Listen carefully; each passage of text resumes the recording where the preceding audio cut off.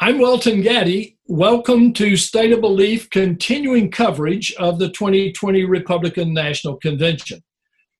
As the Trump convention continues, we've mentioned the Convention on Funding Founding Principles every day, an alternative forum for Republicans, conservatives, and independents. More than once already, we've talked about it today.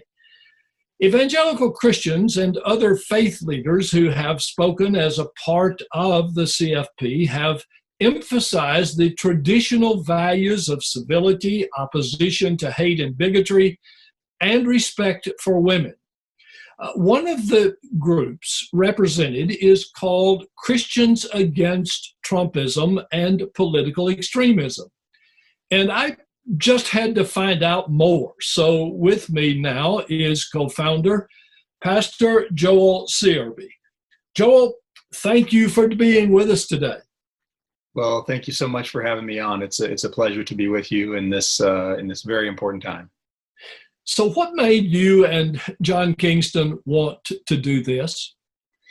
Well, we have been for really the last 5 years since really Trump came on the scene, really trying to navigate together and with a community of other Christians, especially out there, who have felt concerned about certain aspects of the way that the political rhetoric that has come from the Trumpist corners, and probably more specifically to John and I, the threat that we see to people of faith in the church. And when I say threat, I probably mean it differently than what you're hearing perhaps at the DNC or the RNC. We don't mean in the sense of a threat to your livelihood or that you should be afraid, but in the undermining of basic character and ethics and values that as followers of Jesus, we find really kind of dismissed by many folks who follow the president, and often by the president's own language. And so we felt it was important at this moment in our history to gather the folks who continue to declare themselves as Christians, many of whom would call themselves evangelicals. Others might just identify as kind of historically Orthodox or mainline, even conservative Catholics and Mormons, whom are looking for a place to call home where they can both stand up against a certain way of politics, but also not necessarily just kind of go all in with the political left or even the progressive Christian left. And so we're trying to stake a space for those folks who are looking for that kind of a home. And that's really what drew us into this particular effort at this time. Are there concrete goals that you have in mind or actions that you're calling on Christians to take? Yeah, I mean, first and foremost, we're trying to collect a group of people that starts with our leadership committee, which we'll be rolling out in the next week, of prominent Christian voices who are in this position. And so we want folks to know that they're not alone. There are many, tens of thousands, perhaps millions, we don't know how many at this point, that are out there saying, I am a Christian, I believe in the foundational principles of what my faith has taught me, and what I'm seeing right now, I just can't be okay with it. And so that's the first thing, is to gather them and give them a place to call home, and to have a group of leaders who are advancing that. And of course, there are many fine Christian leaders who've been speaking on that front. The second goal, though, is to help folks to be able to articulate why they may oppose a certain style of politics, both Trumpism and political extremism. We really put a lot of focus on that. We believe that Donald Trump is made in God's image, and because of that is deserving of our respect and our love. And yet we believe that there are times in history where folks need to stand up. And we believe we stand in this stream of God's people who over the course of history have stood up against outright things that are happening in the dominant culture that are just against the ways of God, whether that be slavery or racism, or even going back to the Old Testament, child sacrifice and crazy things that were happening. And sometimes you have to be against certain things in order to stand for what is right. And so we want folks to see that they can learn more about why you might stand against that in this time. And then ultimately to mobilize them to be able to speak that out and to have a voice as we get closer to the election. And not even necessarily to persuade, although some may be persuaded, but more just to simply be a voice that stands for what is right at this time. So would it be correct for me to say that what you're doing is a result of both a religious decision and a political decision? Well, I think it's certainly fair to say that. And at the core of who we are our religious convictions, our following of Jesus and the way that we believe he calls us to behave and to live and to treat one another.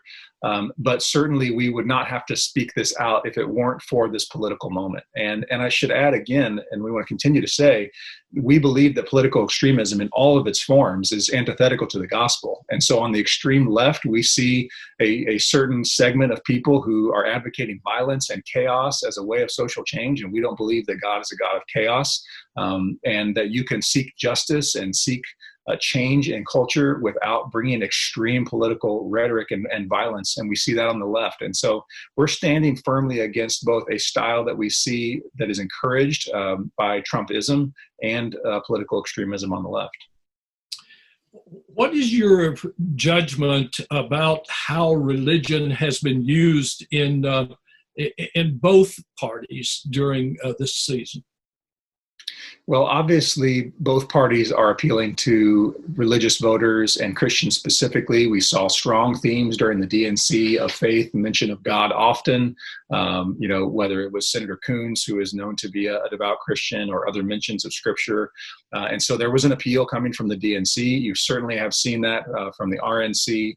And so at the face value, we have to just remember that it's part of the political ecosystem, that they're trying to get voters and convince certain kinds of voters about why their candidate might be better for those religious voters.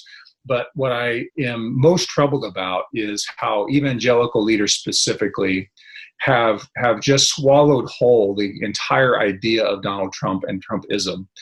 Without ever speaking out against any of his behaviors. And if they ever do, it's so soft and really untrue that it undermines the faith. And so we believe that when faith is being abused and used as a tool, you have to speak up against it. And that's how we feel about particularly a lot of Christian leaders who have chosen to ignore the many faults and the lies and the demeaning and degrading ways of speaking that we see both from the president and from his supporters, and have not stood up and been an example for the faith. And we see that as eroding the faith itself. We hear all the time from people who say, if this is what Christianity is, I have no interest in it. And so we believe it's a reformation moment. And this is a time when we must stand up and say that this is not okay for Christian leaders to be accepting and condoning this kind of behavior and this kind of speech from the president or any of his supporters. What kind of response have you received so far? Well, we've only launched just a few days ago. And so actually tonight, John Kingston will be giving one of the keynote speeches at the Convention on Founding Principles. And so we encourage folks to check that out if they haven't already. And that's really kind of an even further public launch. And then we'll be rolling out our leadership committee next week. But we've had an incredible response. I have heard we've had hundreds and hundreds already sign the declaration, many prominent leaders who you'll hear about in the coming weeks.